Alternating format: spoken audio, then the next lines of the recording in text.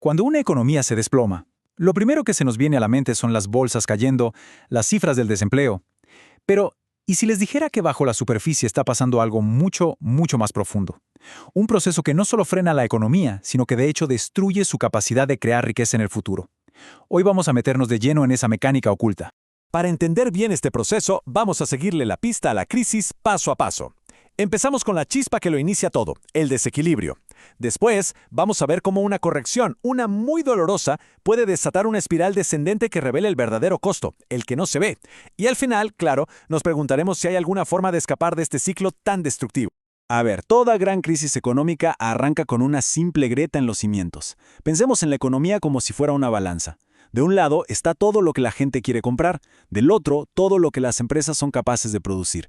El problema aparece claro cuando el lado del querer empieza a pesar mucho más que el lado del poder producir. Esta situación, por definición, es insostenible. Es como si miles de personas hicieran fila para comprar un producto del que solo existen 100 unidades. Simplemente no se puede. La realidad siempre se impone. La economía tiene que reequilibrarse y es justo aquí donde la historia puede tomar un giro muy, muy oscuro, dependiendo de cómo se da ese ajuste. En un mundo ideal, la solución sería bastante sencilla y, la verdad, relativamente indolora. Por un lado, la gente podría decir, bueno, ok, voy a gastar un poco menos y ahorrar más. Y por el otro, las empresas podrían innovar para producir más con los mismos recursos. Pero, ¿qué pasa cuando ni la prudencia de la gente ni el ingenio de las empresas son suficientes para cerrar esa brecha? Pues pasa que la economía toma una tercera vía, una que nadie elige voluntariamente, y que, como se imaginan, es muchísimo más dolorosa: el ahorro forzoso. Y aquí, ojo, está la diferencia clave. No estamos hablando de que la gente decida guardar su dinero en el banco.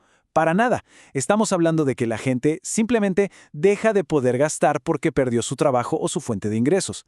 El ahorro aquí no es una elección, es una imposición de la cruda realidad. Y esto se desata como una fila de fichas de dominó una detrás de la otra. La primera ficha cae, por ejemplo, cuando suben las tasas de interés. ¡Pum!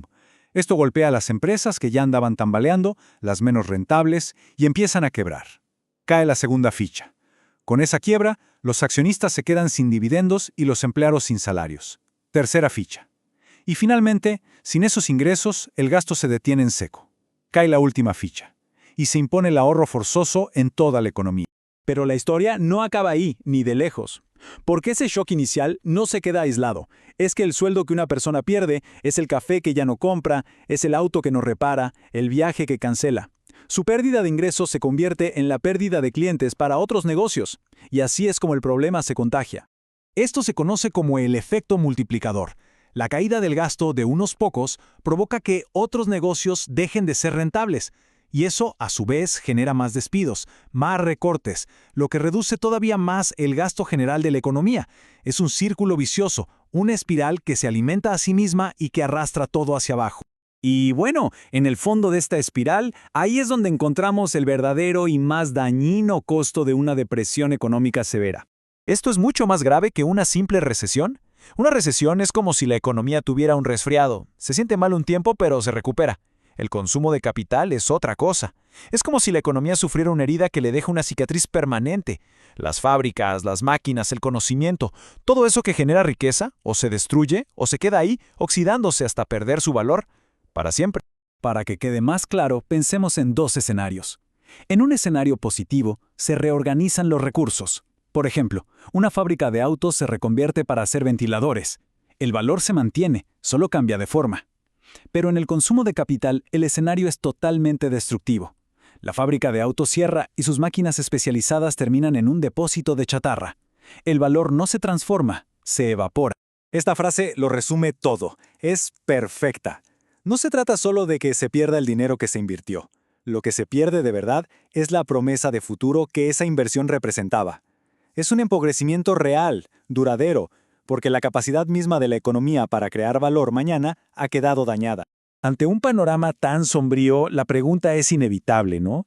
¿Se puede hacer algo para frenar esta destrucción? ¿Es posible de alguna manera minimizar el daño de este consumo de capital? La clave para frenar esta hemorragia de capital parece estar en dos ideas fundamentales. La primera es la flexibilidad, o sea, permitir que el valor de las cosas se ajuste a la nueva realidad. Y la segunda es la reinvención, la capacidad de que nuevos ahorros lleguen a nuevas ideas que puedan rescatar y reutilizar todo lo que ha quedado abandonado. Imaginemos un edificio de apartamentos de lujo que después de la crisis nadie puede comprar. Si el dueño se aferra al precio original, el edificio se queda vacío, como un monumento al capital destruido. Pero si es flexible y baja el precio de forma drástica, quizás una empresa lo vea como una oportunidad, lo compre barato y lo transforme en oficinas. El capital se salva, se readapta y vuelve a generar valor. Y pasa algo parecido con la nueva inversión. Pensemos en una flota de camiones parada porque la empresa de logística quebró. Esos camiones son capital muerto. Pero sí, gracias a nuevo ahorro que hay en la economía, una fábrica que está creciendo consigue financiación, podría comprar esos camiones. Ese dinero nuevo funciona como un puente, rescatando el capital de un sector en crisis para darle una nueva vida en un sector que sí está creciendo. Y esto nos lleva a la pregunta final. ¿La destrucción de riqueza en una crisis es un desastre natural, algo inevitable que simplemente tenemos que aguantar? ¿O es en realidad una consecuencia de nuestra propia rigidez, de nuestra incapacidad para adaptarnos y reinventarnos con la rapidez necesaria? La respuesta a esa pregunta podría ser la clave para sobrevivir a la próxima gran tormenta económica.